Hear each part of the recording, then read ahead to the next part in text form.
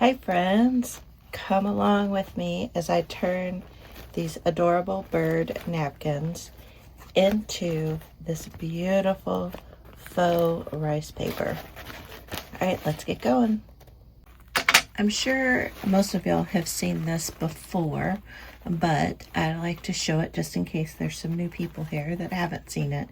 So with a napkin, if you want to do any sort of like glue it with a glue stick or decoupage it, or like I'm doing the faux rice paper, you want it to take all of the extra plies off and just have the single top layer ply.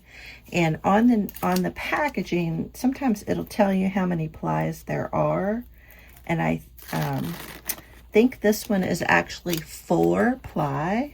So it's the top layer and then 3 more layers. So I just take a piece of Scotch tape and I put it on the bottom, you know, the white plies, and then I just kind of I put the tape on the white ply, and then as I go to lift the tape up, it'll pull the plain ply with it. And then you just slowly peel those off. And you can see kind of the ink bled through on some of these. And you can save these because you can stamp on these or ink them, use them for collage. But then you're left with this one where it's pretty see-through. And so it works great for the rice paper because once you get this side wet, it'll, you know, you could basically use it either side once you do all the glue water mixture on it. But I always like to show that just in case someone isn't familiar with that.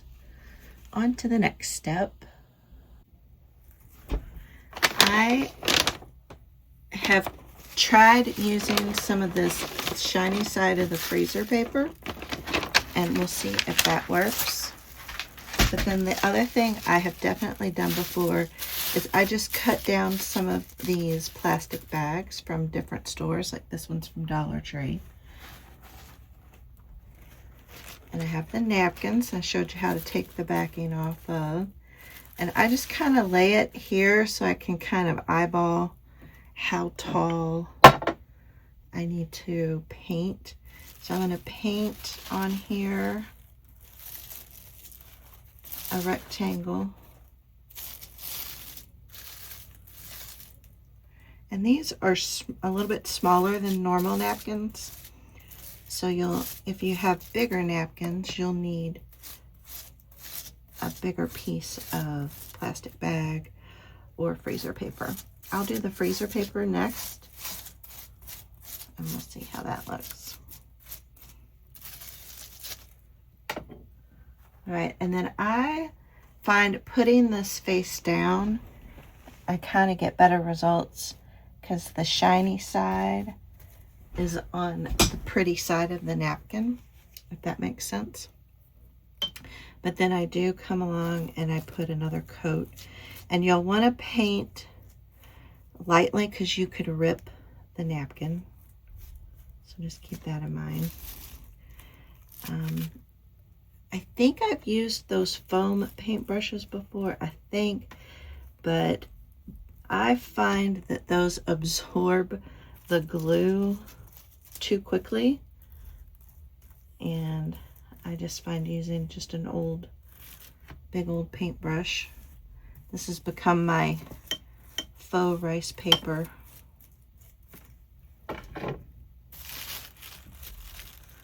paintbrush. Faux rice paper paintbrush.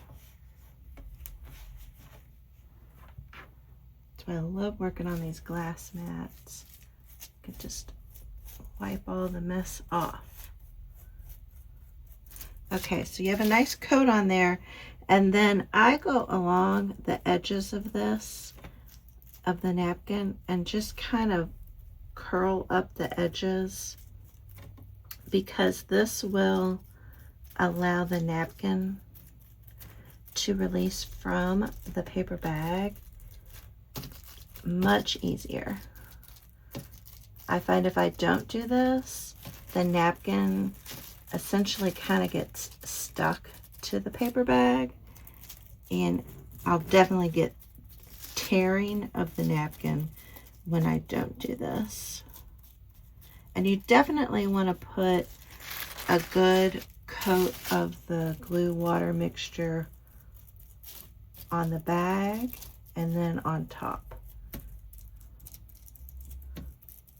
And then you just have to set this aside to dry. I find that letting it air dry, I get better results than setting it in front of a fan. You do you, and you see what works for you. Just make sure you don't see any dry spots. And that's all there is to it. And that's kind of what it looks like. It'll be a little bit shiny and wet. I am going to I'll put either 2 or 3 napkins on this. I'm thinking this will work because it has a shiny coated surface, but we'll see. The trick that I just did of crinkling up the edges and then smoothing them out helps this to lay flat. I saw someone do that trick when I was watching, I don't know what I was watching, somebody making a recipe or something, and I'm like, what a genius idea. So I should be able to fit 2 on here. So I'll do one more just to show you what it looks like on here, but it's literally the same process. I'll speed this up.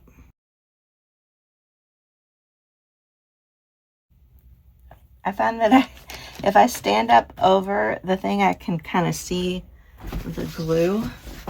So I know to get all of that on the glue. And then again, we'll just paint the top and scoosh up the edges.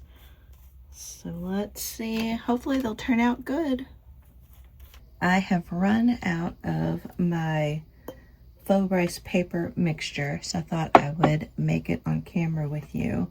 I just used this mason jar. I think it works great as a container for it.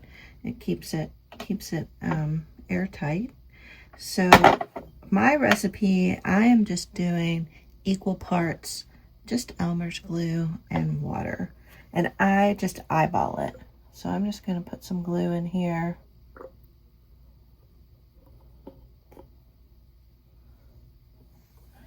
And I've put, you can see, I'd say maybe a ½ inch in the bottom of this, and it's probably about 1/3 of this, and I'm going to do maybe one more glob there. So this was almost full, so it's about half of that, and this is 4 ounces. So I'm guessing this is maybe 2 or 3 ounces. But then I'm going to fill it up with water up to about here, and then we'll give it a shake. All right, I have filled it up. The water is to about here, so maybe a little more water than glue, but I think that'll be okay. And then I find the easiest way to mix this up is to just put the lid on and give it a good shake.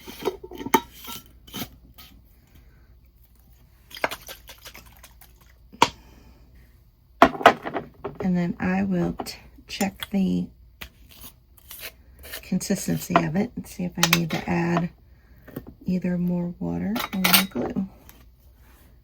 So you want it to be a little liquidy. I think that looks perfect, actually.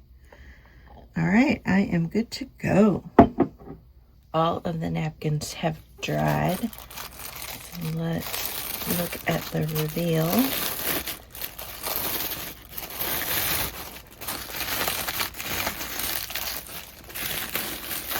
I love how nicely it peels off. And then look, can you see that fun little sheen on there? And look how incredibly sturdy these are. So here's an original napkin, single layer.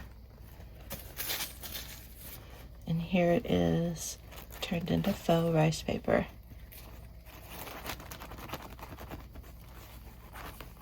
Let me know what you all think. These can be used, you can turn it into a journal page. Just fold it in half and sew it into your signature.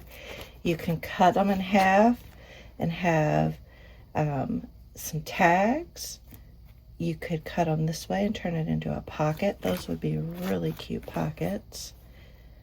So lots of different ways. You can cut them into little clusters, like tear that out, and that could be the topper for a little cluster. So lots of different ways to use these.